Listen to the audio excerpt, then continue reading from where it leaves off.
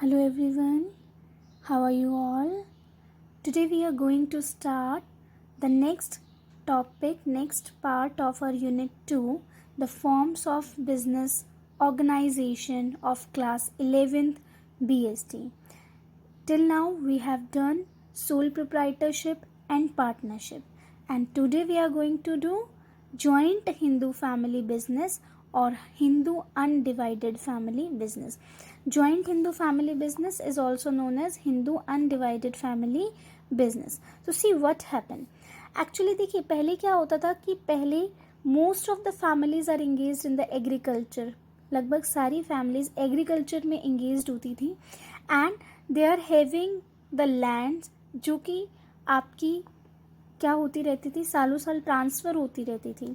और that land is their ancestral property. वैसे कुछ भी हो सकती है एंसेस्ट्रल प्रॉपर्टी आपकी, ठीक है. तो उस एंसेस्ट्रल प्रॉपर्टी के ऊपर ही कोई भी जॉइंट हिंदू फैमिली यानी कि पूरी एक फैमिली मिलकर के वो बिजनेस करती थी. So what is joint Hindu family business? Family business owned and carried on by the family members. तो फैमिली बिजनेस क्या होता है? जिसे ओन किया जाता है, जिसे कैरी किया जाता है फैमिली मेंबर्स के थ्रू, यानी कि सारे के सारे मेंबर्स उस बिजनेस के अंदर ही इंगेज होते हैं, उस बिजनेस के अंदर ही इन्वॉल्व होते हैं. बट यहाँ पर उस बिजनेस पर अल्टीमेट कंट्रोल किसका होता है? Ultimate control is of the eldest member of the family. यानी कि जो पूरा कंट्रोल होता है वो फैमिली के बड़े, जो सबसे बड़ा मेंबर होता है उसका होता है. और उसको हम कर्ता भी बोल सकते हैं या मुखिया भी बोल सकते हैं, राइट. तो जो ज्वाइंट हिंदू फैमिली बिजनेस होता है इसको कैरी ऑन तो किया जाता है फैमिली मेंबर्स के द्वारा. सारे फैमिली मेंबर्स मिलकर के इस बिजनेस को चलाते हैं.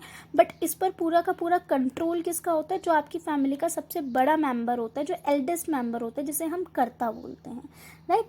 ये जो हिंदू डिवाइडेड फैमिली बिजनेस है, या जो जॉइंट हिंदू फैमिली बिजनेस है, it is found in India only. सिर्फ इंडिया में पाया जाता है ये, ठीक है. और कौन सा लॉ इसे गवर्न करता है, या किसके थ्रू ये गवर्न किया जाता है? हिंदू लॉ के द्वारा. मेंबरशिप यहाँ पर बाय बर्थ होती है, यानी जैसे ही आप पैदा हुए उसी टाइम पर आप क्या बन जाओगे? हिंदू अनडिवाइडेड फैमिली या जॉइंट हिंदू फैमिली बिजनेस के पार्ट बन जाओगे, ठीक है. अब देखो यहाँ पर इसके ये दो सिस्टम्स के ऊपर या दो फीचर्स के ऊपर बेस्ड है ये. One is coparcenary and second one is common property. Now what is coparcenary? Coparcenary means common ownership in the ancestral property. जो आपकी एंसेस्ट्रल प्रॉपर्टी होती है, जो भी आपकी पुश्तैनी प्रॉपर्टी होती है, उसमें सभी की कॉमन ओनरशिप होती है, यानी कि सभी लोग उसमें, सभी लोगों का हिस्सा होता है. और वो जो कोपार्सनरी है वो लॉ के द्वारा क्रिएट की गई है, किसी कॉन्ट्रैक्ट के द्वारा वो क्रिएट नहीं की गई, ठीक है. According to it, an individual gets a right in the ancestral property immediately after the birth. तो इसमें क्या है कि जैसे ही एक बच्चे ने, जैसे ही एक इंडिविजुअल ने आपकी फैमिली में बर्थ लिया, तो वो बर्थ लेते ही आपकी एंसेस्ट्रल प्रॉपर्टी का हकदार बन जाता है. यानी उसका भी उतना ही हिस्सा बन जाता है एंसेस्ट्रल प्रॉपर्टी में जितना कि आपका है आफ्टर द बर्थ. जैसे ही वो पैदा हुआ वैसे ही. और उसको भी क्या मान लिया जाता है? कोपार्सनर मान लिया जाता है. सो कोपार्सनरी मीन्स कि सभी की कॉमन ओनरशिप होती है एंसेस्ट्रल प्रॉपर्टी में, किसी एक का हक नहीं होता. जैसे ही पैदा होंगे फैमिली में, पैदा होते ही उस एंसेस्ट्रल प्रॉपर्टी में उस बच्चे का भी राइट बन जाता है, जिसे कोपार्सनर बोला जाता है. Second one is common property. देखो कॉमन प्रॉपर्टी वही है कि एक एंसेस्ट्रल प्रॉपर्टी होती है जो कि उन सभी पूरी की पूरी फैमिली की प्रॉपर्टी होती है. अब उस एंसेस्ट्रल प्रॉपर्टी का यूज़ किया जाता है for the welfare of all the members of the family, यानी फैमिली के सभी मेंबर्स के वेलफेयर के लिए उस एंसेस्ट्रल प्रॉपर्टी का यूज़ किया जाता है. कोपार्सनरी तो कहते हैं कि जैसे ही बच्चा पैदा हुआ फैमिली में, तुरंत उसका हक बन जाता है, राइट बन जाता है एंसेस्ट्रल प्रॉपर्टी में, वो कोपार्सनर हो जाता है.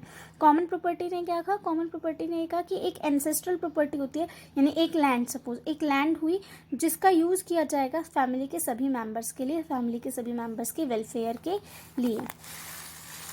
Second topic is school of Hindu law. देखो जो आपका ज्वाइंट हिंदू फैमिली बिजनेस है, it depends on the two systems. दो सिस्टम्स पर डिपेंड करता है. One is Mitakshara and other one is दयाभाग.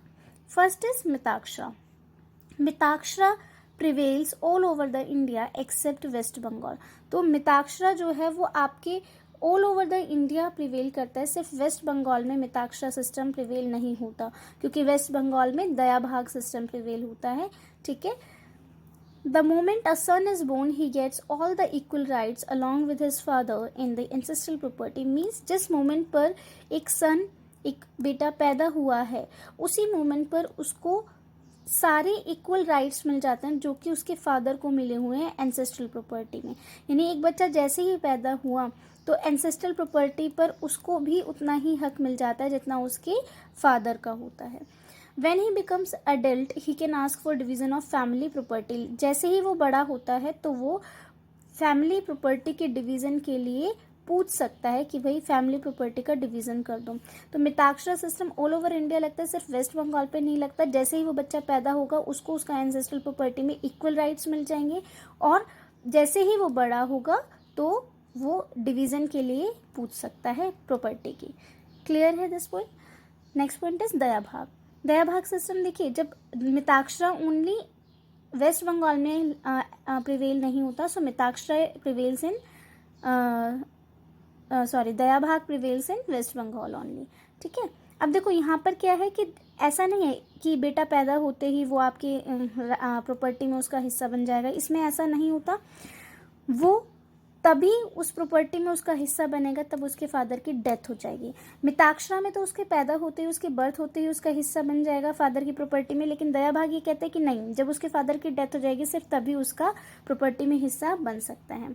Next one is features, merits and limitations of joint Hindu family business. First of all features of joint Hindu family business. Formation, देखो joint Hindu family business के formation के लिए जरूरी है कि 2 members हों plus कोई ancestral property हो, क्योंकि जब तक एंसेस्ट्रल प्रॉपर्टी नहीं होगी जब तक आप जॉइंट हिंदू फैमिलीज बिजनेस नहीं कर सकते। लाइबिलिटी, सेकेंड पॉइंट जो मोस्ट इंपॉर्टेंट पॉइंट रहता है of every form of business organisation. Here the liability of Karta is unlimited and the liability of all the other members of family is limited.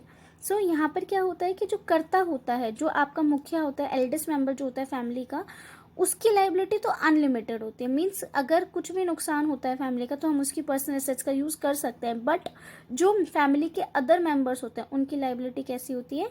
Limited होती है। So keep it remember, the liability of Karta is unlimited and the liability of members is limited. Control अभी बताया, control किसका रहेगा? पूरा का पूरा eldest member जो होगा आपकी फैमिली में, जो करता होगा उसका कंट्रोल रहता है। कॉन्टिन्यूटी, यहाँ परमानेंट एग्जिस्टेंस रहती है, कंटिन्यू रहता है आपका बिजनेस, ठीक है। चाहे किसी की डेथ भी हो जाएगी तब भी क्या होगा? वो कंटिन्यू रहेगा, ठीक है।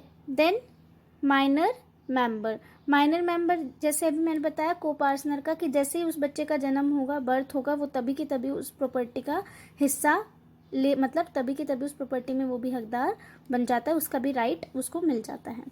Merits of joint Hindu family business. First one is effective control, क्योंकि कंट्रोल पूरा का पूरा सिर्फ करता क्या रहता है। अगर सभी का कंट्रोल होगा तो सभी अपनी अपनी मर्जी चलाने लग जाएंगे, लेकिन यहाँ पर कंट्रोल पूरा का पूरा मुखिया के हाथों में होता है, कर्ता के हाथों में ही होता है, और किसी का कंट्रोल नहीं होता। देन परमानेंट एग्जिस्टेंस होती है, कॉन्टिन्यूटी रहती है, अभी बताया था, ठीक है। Limited liability of the members, देखो लाइबिलिटी लिमिटेड होगी तो वो मेरिट बन जाएगी, और अनलिमिटेड लाइबिलिटी जो कर्ता की होगी वो इसकी डीमेरिट बन जाएगी। तो यहाँ पे मेंबर्स की लाइबिलिटी कैसी होती है? लिमिटेड होती है। इंक्रीज लॉयल्टी एज को पार्टनर्स, देखो यहाँ पर लॉयल्टी जो होगी वो इंक्रीज होगी, क्यों? क्योंकि आप फिर भी एक टाइम पर अपने जो आपके को जैसे पार्टनरशिप था तो आप पार्टनरशिप में एक टाइम पर सोच सकते हो कि आप भाई धोखा आपको मिल सकता है, धोखा दे सकते हो आप किसी को, बट फैमिली के साथ ये चीज़ें नॉर्मली नहीं होती, ठीक है। तो लॉयल्टी होती है एक। लिमिटेशंस क्या है इसकी, डीमेरिट्स क्या है? सबसे पहले लिमिटेड रिसोर्स है, वही सोल प्रोप्राइटर वाली बात है। वहाँ पे वो बंदा अकेला था तो लिमिटेड रिसोर्स था, यहाँ पे उसका लिमिटेड रिसोर्स क्या है? जॉइंट हिंदू फैमिली बिजनेस का पूरा सिर्फ वो एंसेस्ट्रल प्रॉपर्टी है, कि जो एंसेस्ट्रल प्रॉपर्टी है ओनली वही एक लिमिटेड रिसोर्स है उनके पास में। अभी बताया था कि लिमिटेड लाइबिलिटी ऑफ मेंबर्स इसका मेरिट बन जाएगा, एंड अनलिमिटेड लाइबिलिटी ऑफ कर्ता इसका डीमेरिट हो गया। डोमिनेंस ऑफ कर्ता चलती सिर्फ किसके यहाँ पे? कंट्रोल पूरा किसका रहता है? सिर्फ कर्ता का रहता है, तो ये इसकी मेरिट भी है, डीमेरिट भी है। मेरिट इसलिए क्योंकि कर्ता का इफेक्टिव कंट्रोल रहेगा, और डीमेरिट इसलिए क्योंकि वो डोमिनेंस कर सकता है।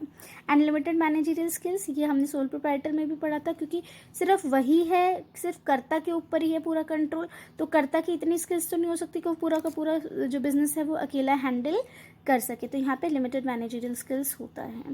So this is all about the joint Hindu family business. I think this is clear to all of you, And if you are having any doubt, any query, you can contact. In the next video, we will cover the next topic, next part of Unit 2. Thank you.